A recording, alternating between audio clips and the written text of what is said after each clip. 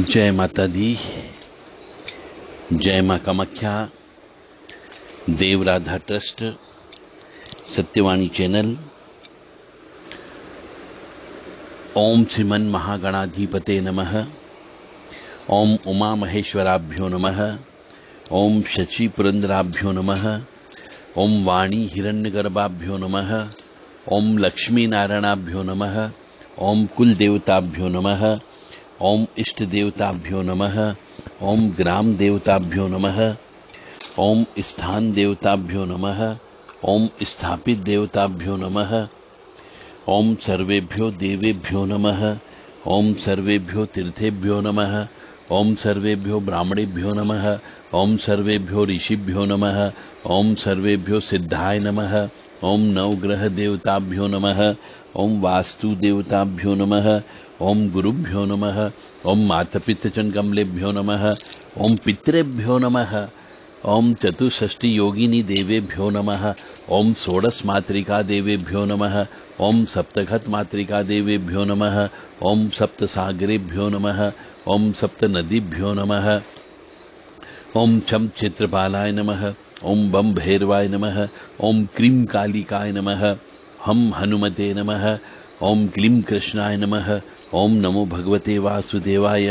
ओम नमो नारायणाय। ओम लक्ष्मी नारायणाय नमः। ओम ब्रह्मणे नमः। ओम विष्णुवे नमः। ओम महेश्वराय नमः। ओम उग्रवीरं महाविष्णुं ज्वलन्तं सर्वतोमुखं नरसिंहं भीषणं भद्रं मृत्युं नमाम्यहम्। ओम ह्रीं वज्रनखाय तीक्ष्णोष्ठाय दृष्टायुधाय महासिंहाय हुम फट। देव राधा ट्रस्ट सत्यवाणी चैनल से आप रजस्वला यानी स्त्री के मासिक धर्म से संबंधित नियम के बारे में सुनेंगे। आजकल के जमाने में, कलयुग में, हम कई घरों को देखते हैं कि वो धीरे धीरे बर्बाद होते जा रहे हैं। परिवार में यदि 4 जने हैं तो चारों 4 दिशा में चलने वाले व्यक्ति हो गए। कोई किसी की, एक दूसरे की नहीं सुनता है, सब अपनी मर्जी की करते हैं। और सब अपनी मर्जी की करने के साथ साथ उनके जीवन में जो उनके बाप दादाओं द्वारा, बड़े बुजुर्गों के द्वारा जो धन दौलत कमाया था, उस धन दौलत को धीरे धीरे वह गंवाते रहते हैं, जमीन जायदाद को बेचते रहते हैं और अपना जीवन व्यापन करते हैं। और कुछ हो गया तो ऋणी हो जाते हैं।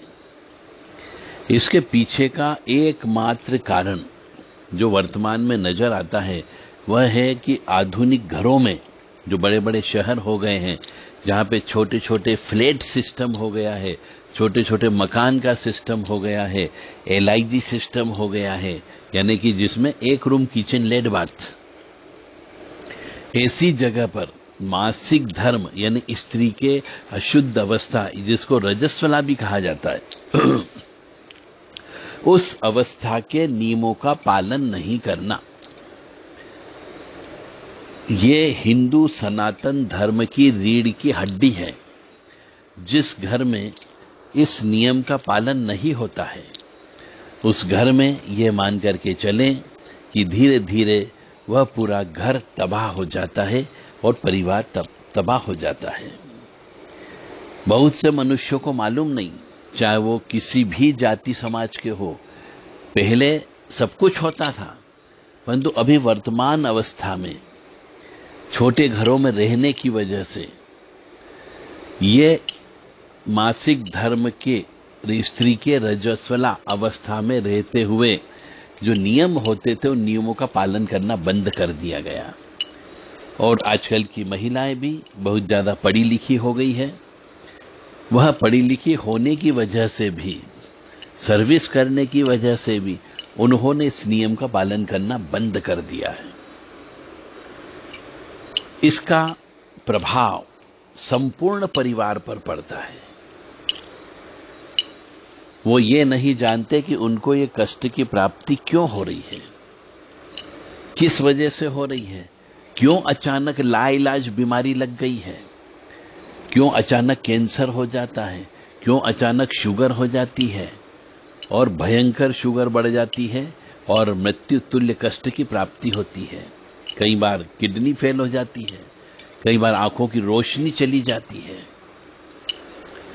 इन सबके पीछे का कारण कि अचानक बीमार हो जाना, अचानक पैसा बर्बाद हो जाना, अचानक हॉस्पिटल पहुंच जाना, इन सबके पीछे का एक ही कारण होता है, और वह कारण होता है स्त्री के रजस्वला अवस्था रहते हुए, स्त्री के मासिक धर्म रहते हुए, स्त्री के अशुद्ध अवस्था रहते हुए, परिवार के सदस्य उसको कोऑपरेट न करते हुए उसके द्वारा ही अशुद्ध अवस्था में ही भोजन बनवाते हैं। अशुद्ध अवस्था में ही वह पूजन भी कर देती है और अशुद्ध अवस्था में कई बार तीर्थ यात्रा भी कर लेती है। वही उनके बर्बादी का कारण होता है,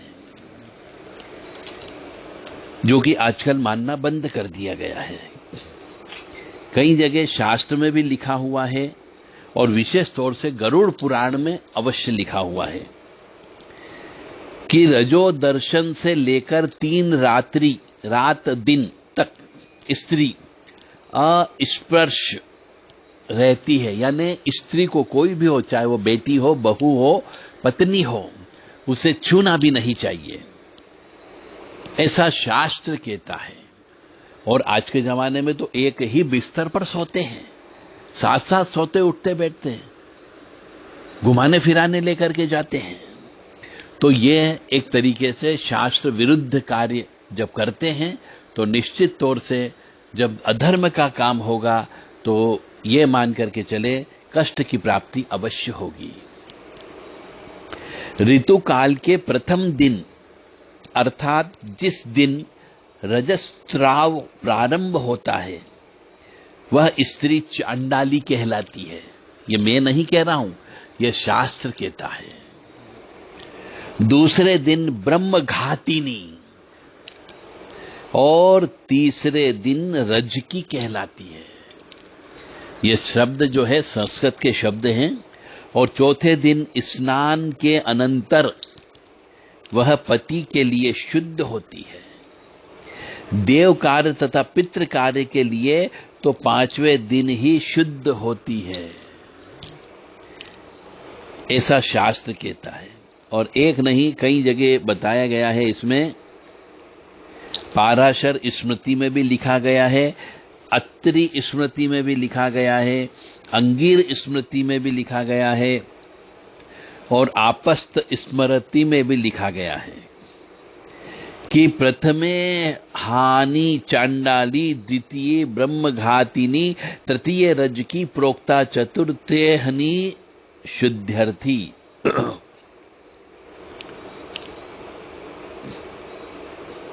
और भी इसमें लिखा है, ब्रह्मवैवर्त पुराण में भी लिखा है, गणपति स्कंद में भी लिखा है, स्कंद पुराण में भी इसके बारे में वर्णन लिखा गया है। यानी कि करीब करीब जितने भी अधिकांशतः ग्रंथ हैं उन ग्रंथों में इसके बारे में लिखा गया है। यानी मनुष्य को इसका पालन करना ही करना चाहिए।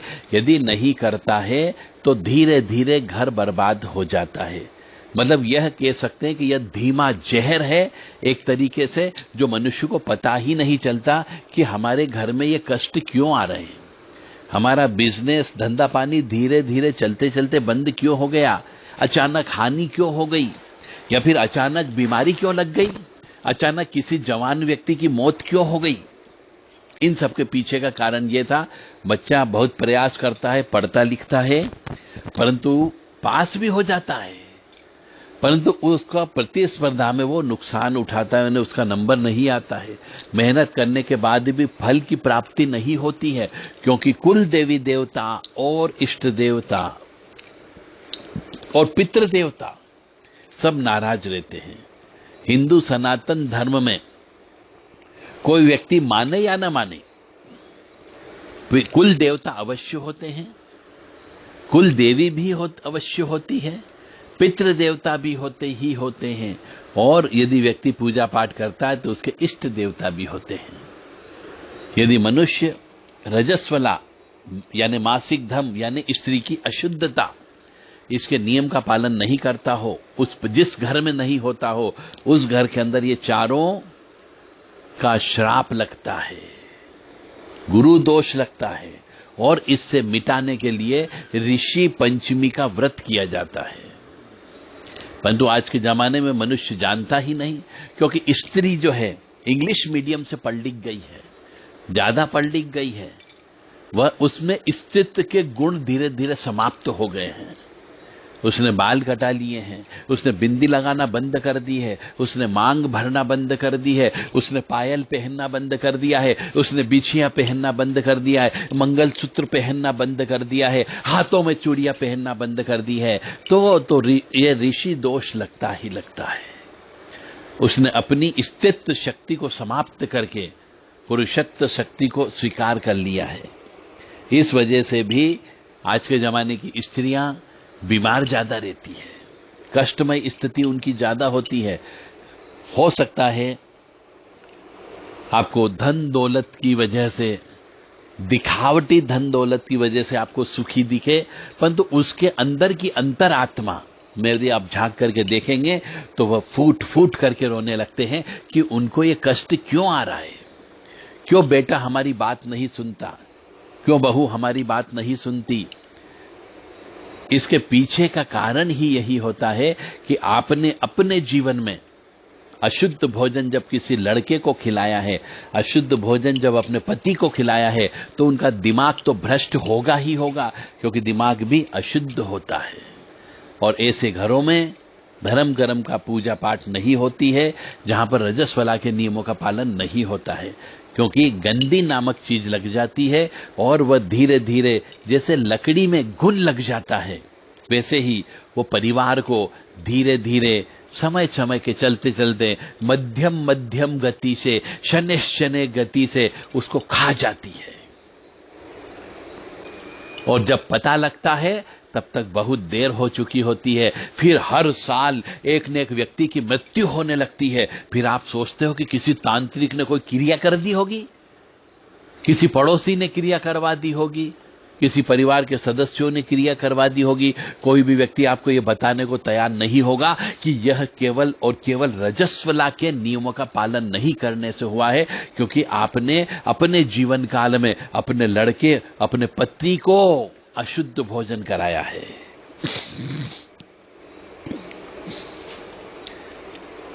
तो नियम यह बोलता है कि मासिक धर्म के जब होता है तो 7 दिन के बाद 8वें दिन छाछ से, मही से सिर धोकर के भगवान का पूजन अर्चन करना चाहिए।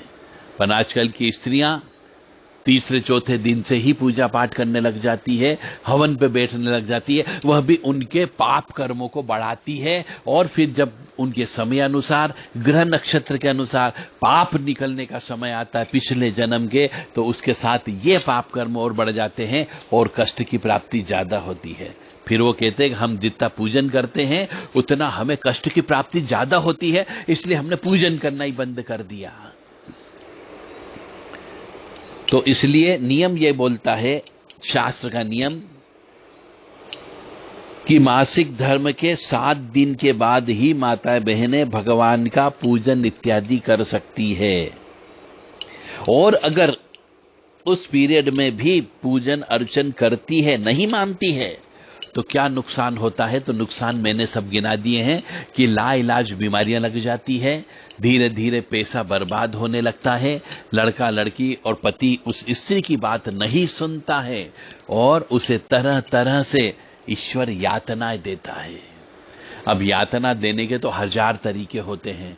कभी अचानक चलते चलते गिर जाना, एक्सीडेंट हो जाना, हाथ पैर टूट जाना, तरह तरह के शरीर के अंदर फफोले उत्पन्न हो जाना, गुप्त रोग विशेष तौर से हो जाना, बच्चादानी का बाहर निकलवा के आ जाना, या फिर कोई न कोई ऐसी लाइलाज बीमारी लग जाना कि जिंदगी भर जब तक जिंदा रहोगे आपको गोली दवाई खाते रहना पड़ेगी। इस प्रकार की बीमारियां लग जाती है यदि नहीं मानते हैं तो, और धीरे धीरे जो धंधा पानी होता है वह चौपट हो जाता है।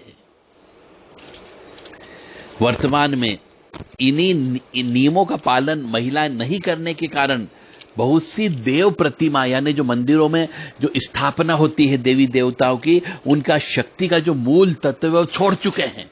तो आजकल के मंदिरों में हम जाते हैं, वहां देखते हैं तो वहां पे कोई शक्ति नहीं उपस्थित होती है, केवल मूर्ति होती है, केवल पत्थर होता है, उसके अंदर कोई जान नहीं होती है, क्योंकि स्त्रियां गलत समय पे अशुद्ध अवस्था में, रजस्वला अवस्था में मंदिर जाने लगी है और पूजन अर्चन भी करने लगी है, तो वहां पे भगवान उपस्थित नहीं होता है। इसीलिए आजकल के मंदिरों के अंदर जाकर के जब हम प्रार्थना करते हैं तो प्रार्थना स्वीकार नहीं होती है, क्योंकि वहां पे भगवान नहीं होता है, केवल पत्थर की मूर्तियां होती है। बहुत सी माता बहनों के मुंह से हमने सुना कि हम तो चौथे दिन शुद्ध हो जाती है और 5वें दिन हम पूजा पाठ करने लग जाते हैं, मंदिर चले जाते हैं, भोलेनाथ के ऊपर जल चढ़ाने लगते हैं। तो कहां भोलेनाथ वहां पे रहेगा? स्त्री को 7 दिन बाद यानी 8वें दिन ही मंदिर की दहलीज चढ़ना चाहिए, परंतु ऐसा नहीं करती। इसकी वजह से भी उसे कष्ट की प्राप्ति होती है और कई बार जो उसके बच्चे लोग होते हैं उन बच्चों का भविष्य भी बर्बाद हो जाता है, या फिर बच्चे लोग कहना नहीं मानते हैं, विदेश में चले जाते हैं, दूसरे शहर में चले जाते हैं, इनकी कोई सेवा करने वाला नहीं होता है और अंततः ये वृद्धा आश्रम में दर दर की ठोकरें खाते फिरते हैं। मासिक धर्म के रूप में स्त्रियों को ब्रह्म हत्या का दर्शन होता है। यह भयंकर पाप है। शास्त्रों के अंदर इसको भयंकर पाप बताया गया है, जिसे दोषपूर्ण माना गया है। इसलिए आजकल पूजा पाठ का फल प्राप्त नहीं होता है, जो स्वयं के लिए भी अच्छा नहीं है। और कुछ लोग जो ज्यादा पढ़े लिखे हो गए, स्त्रियां और पुरुष दोनों, जो नहीं मानते इस चीज को, वो क्या कहते हैं कि मन चंगा तो कटौती में गंगा, यानी मन साफ होना चाहिए।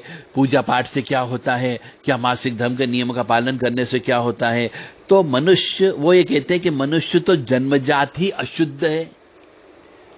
यह बात बोलते हैं जो इस नियम का पालन नहीं करते हैं और बाद में ला इलाज बीमारियां, किडनी फेल, लीवर फेल, गुप्त रोग हो जाना, शुगर की बीमारी हो जाना, मतलब जिंदगी तो जीते हैं परंतु हर समय मौत उनके सामने खड़ी हुई होती है।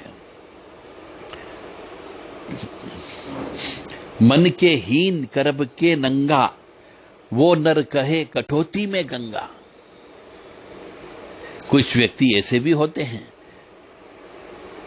जिनका कर्म से वो नंगे होते हैं, मन उनके पास होता ही नहीं। ऐसे व्यक्ति ये कहते हैं कि कटौती में गंगा।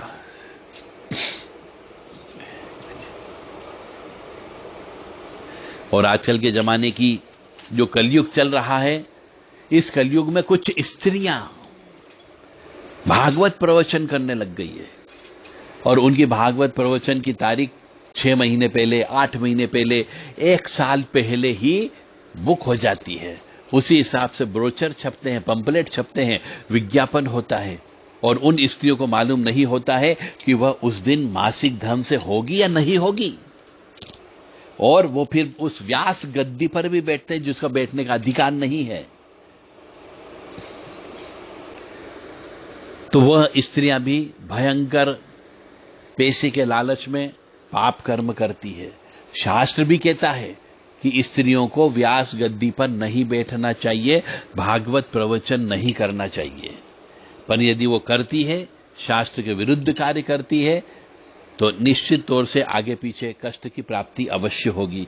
हो सकता है उनका विवाह हो और विवाह होने के बाद टूट जाए तो फिर वह चरित्रहीन अवश्य होगी।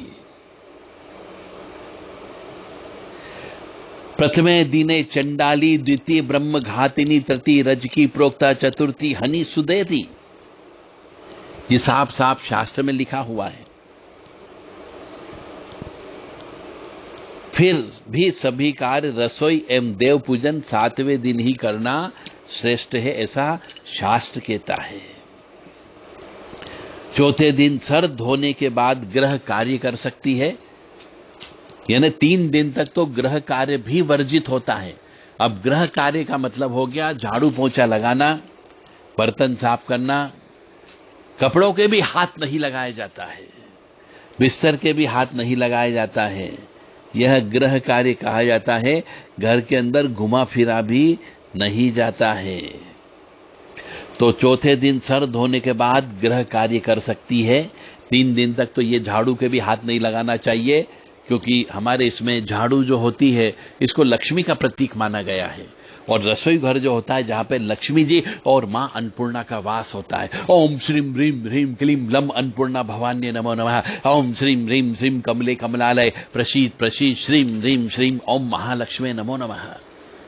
तो ये मां अन्नपूर्णा और मां लक्ष्मी, जिस घर में इन दोनों की उपस्थिति नहीं होती है उस घर में दरिद्रता का वास होता है। और वास दरिद्रता का केवल इसी वजह से आ जाता है कि घर के अंदर कहीं न कहीं किसी न किसी व्यक्ति के द्वारा ब्रह्म हत्या की गई होगी, तभी घर के अंदर जो है दरिद्रता का वास होता है। तो चौथे दिन सर धोने के बाद गृह कार्य कर सकती है। 5वें दिन के बाद में जो है घर के और गहराई वाले काम कर सकती है। और 7वें दिन से देव कार्य और रसोई से जुड़ने का काम कर सकते हैं, ऐसा शास्त्र कहता है। यह रजो निवृत्ति पर निर्भर है। कृपया रजो निवृत्ति को ध्यान में अवश्य रखें। 7 दिवस पालन ही ठीक ठाक है। अगर रजो निवृत्ति हो जाए तो मतलब नियम धर्म ये कहता है कि यदि आप इन नियमों का पालन करते हैं तो निश्चित तौर से आप सुखी समृद्ध जीवन व्यतीत करोगे, ईश्वर की कृपा अवश्य मिलेगी। अन्यथा आपके यहां पर जब अशुद्धता होगी तो घर के अंदर देवी देवताओं का निवास के बजाय आपके यहां पे भूत प्रेतों और गंदी चीजों का वास होगा। और वो गंदी चीजें हमेशा शरीर को, मन को, आत्मा को खाने का काम करती है और धीरे धीरे मानसिक स्थिति को बर्बाद करती है। मानसिक स्थिति खराब करेगी, आपका मन को खराब करेगी, पागलपन की अवस्था लेकर के आ जाती है। और जैसे जैसे वृद्धावस्था आएगी, भयंकर बीमारियों से ग्रसित होकर के आपका मानसिक पागलपन की अवस्था आने पर फिर यही कहेंगे कि बुड्ढा है, पागल हो गया। ये बुड्ढा पागल क्यों हो गया? वो इसी वजह से पागल हुआ क्योंकि आपने अपने जीवन में जो नियम धर्म थे, जो शास्त्र में लिखा हुआ था, उन नियम धर्म का पालन नहीं किया। इस वजह से जिंदगी में कष्ट की प्राप्ति होती है।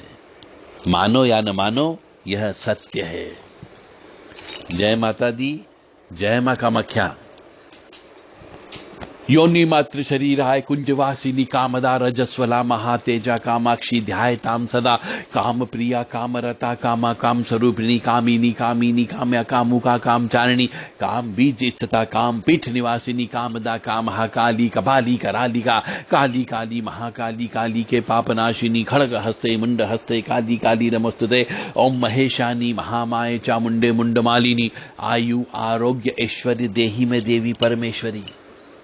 तो इस तरीके से रजस्वला के नियमों का पालन नहीं करने पर, रजस्वला युक्त रहते हुए, अशुद्ध अवस्था के रहते हुए यदि आप खाना बना के खिलाती हैं तो यह मान करके चलें एक आसो मेहरानी नामक शक्ति होती है जो घर के अंदर आ जाती है। यदि तो घर के अंदर अपने कुल देवी देवता, स्थान के देवता, कोई भी पूजा पाठ कभी भी ये स्वीकार नहीं कर सकते और नहीं आ सकते। आपके घर में बीमारियों का साम्राज्य अवश्य रहेगा। कोई न कोई व्यक्ति बीमार अवश्य पड़ा रहेगा, उसके ऊपर दवाई दारू पैसा खर्च करते रहना पड़ेगा, समय की बर्बादी अवश्य करते रहना पड़ेगी।